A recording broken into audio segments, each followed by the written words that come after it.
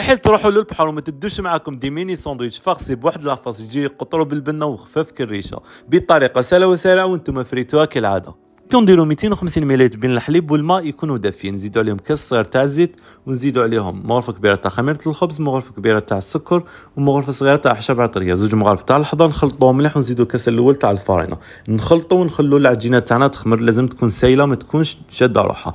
نبداو نزيدوا الفارينه بالتدريج حوالي 3 كيسان ونص حتى تلاقي معنا هذيك العجينه وتكون طريه، نعجنوها لمده 5 دقائق ونخلوا العجينه تاعنا تخمر. بعد ما تخمر معكم تشكلها على شكل كريه صغار، ومن الجهه واحده اخرى كنت وجدت لافاغ تاعي في المقله تاعي، درت البصل قليته مليح، زدت له تاع بولي هاشي، فروماج بلون، شيف فلفل الكحل والملح. نجيو نشكلوا الخبيزات تاعنا، نفتحوا العجينه تاعنا بهذه الطريقه، نفرسيوها لهنا بدون استعمال الفارينه، غير شويه تاع الزيت لا كانت تتعجن معكم، نديروهم في السنيوه تاعنا حتى نكملوا الكميه ونخلوهم يخمروا.